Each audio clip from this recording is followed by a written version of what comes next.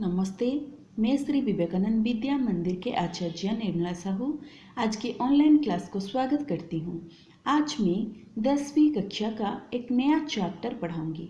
Good morning my dear students. बच्चों, आज हम हिंदी सौरभ किताब के एक नए चैप्टर पढ़ेंगे। उस चैप्टर का नाम है बच्चों नीड़ का निर्माण। नीड़ का निर्माण कविता की कवि है हरिवंश राय बच्चन। तो बच्चों याद रखो, नीड़ का निर्माण कविता के कवि है हरिवंश राय बच्चन। तो बच्चों हम इस पाठ को पढ़ने से पहले कवि परिचय जान ले। देखो, बच्चन का जन्म सन 1907 में इलाहाबाद में हुआ था। उनका जन्म 1907 इलाहाबाद में हुआ था। उन्होंने इलाहाबाद और कैम्ब्रिज विश्वविद्यालय इंग्लैंड में अंग्रेजी की उच्च शिक्षा प्राप्त की। कुछ दिन अध्यापक भी रहे, आकाशवाणी में काम किया और विदेश विभाग के हिंदी सलाहकार रहे। बच्चन जी की रुचि बचपन से ही कविता लिखने की थी। उन्होंने जीवन की वास्तविकता पर अधिक लिखा है। उनकी भावना बहुत गंभीर है। वे अधिकतर गीत लिखते थे। तो तेरा हार, मधुशाला, मधुबाला, मधुकलश और मधुशाला, आत्मा परिचय आदि अनेक प्रसिद्ध रचनाएं हैं। उन्होंने शराब पर पर्याप्त लिखा है, इसीलिए उन्हें हलाबादी कवि भी कहते हैं। तो बच्चों, दो चट्टानों रचना के लिए उन्हें साहित्य अकादमी पुरस्कार मिला है। तो बच्चों वो लिखे थे दो चट्टानों, ऐसा एक कविता रचना किए थे। उन्हें साहित्य अकादमी पुरस्कार मिले थे। वे लोकसभा के मनोनीत सदस्य भी रहे। 1976 में उन्हें पद्म भूषण की उपाधि से सम्मानित किया गया। किसे?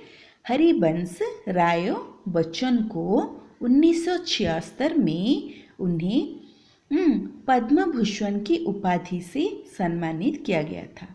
तो बच्चों, नीड़ के निर्माण के कविता के कवि के परिचय जान ले। अब चलते हैं, हम इस पाठ को पढ़ेंगे। तो बच्चों,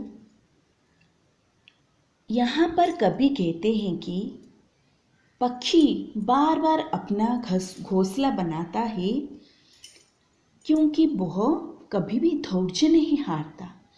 मनुष्य भी अपने घर को बार बार बनाता है क्योंकि परिवार के साथ अच्छा संबंध रखने के लिए, स्नेह और प्रेम से अपने जीवन को उत्सर्ग करने के लिए।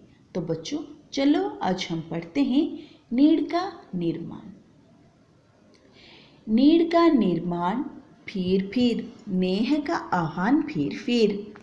देखो बच्चों, यहाँ पर दिया है नीड़ का निर्माण फिर नेह का आह्वान फिर। बह उठी आंधी की नभ में छा गया सहसा अंधेरा, धूली धूसर बादलों ने भूमि को इस भांति घेरा। नीड़ का निर्माण फिर। तो नीड़ का अर्थ है घोंसला, पक्षियों का घोंसला। फिर का अर्थ है बार बार, बारंबार। नेह का आह्वान फिर। नेह का आह्वान मने, नेह मने स्नेह, आह्वान मने बुलाना, फिर। बह उठी आंधी की नभ में। आंधी का अर्थ है तूफान। नभ का अर्थ है आकाश, गगन। छा गया सहसा अंधेरा, धूली धूसर बादलों ने भूमि को इस भांति घेरा। इस भांति, इस तरह हो, घेरा, घेरवा। तो बच्चों देखो इसका भावार्थ। कभी कहते हैं कि पक्षी बार बार अपने घोंसले बनाते हैं, नीड़ का निर्माण फिर। तो कभी यहाँ पर कहते हैं कि पक्षी बार बार अपना घोंसला बनाते हैं। घोंसले थोड़ा आंधी आने से, तूफान आने से, जोर से हवा बहने से घोंसला टूट जाते हैं, तो पक्षी उन्हें फिर से बनाते हैं। ठीक इसी तरह हो मनुष्य भी बिखर गए घर को बार बार समटता है, बनाता है, क्योंकि उसके हृदय में अपने आत्मीयजनों के लिए बहुत सारे प्रेम स्नेह भरपूर है अपने मन में। इसीलिए घोंसला यानी घर, मनुष्य का घर बार बार टूट जाने के बाद भी वह बनाता है। नेह के प्रति उसके यहाँ तड़प लाजवाब है, इसीलिए जीने की यहाँ उसकी इच्छा अदम्य है, इसीलिए वह बार बार घर का निर्माण करके उसमें प्रेम और आवाहन करता है। ऐसी भयंकर आंधी, वह उठी आंधी की नभ में छा गया सहसा अंधेरा, धूली धूसर बादलों ने भूमि को इस तरह भ्रांति घेरा। ऐसी भयंकर आंधी उठी कि आकाश में अचानक अंधेरा छा गया, काला बादल आकाश को घेर रहा था। धरती की धूल उड़कर आसमान में चली गई और धूल से लथपथ मटमैल बादल ने पृथ्वी को चारों ओर से घेर लिया। सारे आकाश में धूल के बादल छा गया। तो बच्चों आर अर्थ है जे धूली धूसर बादलों ने भूमि को इस भांति घेरा। एमिति झोड़ तोफान आसिला जे जिते धूली धूसर थिला सबू आकाश को घेरी नेला। आर अर्थ एठारे कवि कहते जे जो जीवन हृदय रे जात होइथिबा स्नेह ता विषय एठारे कवि वर्णना करछंती।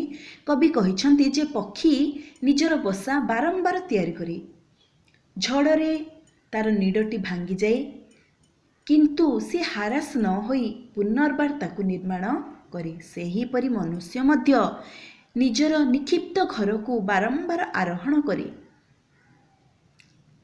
करे, बार बार भांगी गले मध्य से जोड़िबा को चेष्टा करे। कौन पाई ना कारण ता हृदय रे निजर आत्मीय लोकंक प्रति बहुत स्नेह भाव भरपूर होई रही थाए।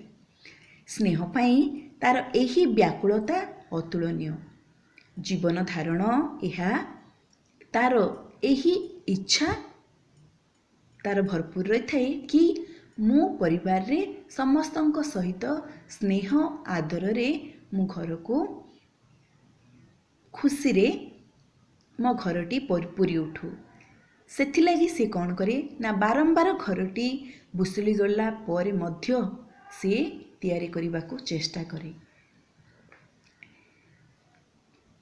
तो से कौन हुए ना से बारंबार घर तैयारी करी सेथिरे स्नेह को आह्वान करे।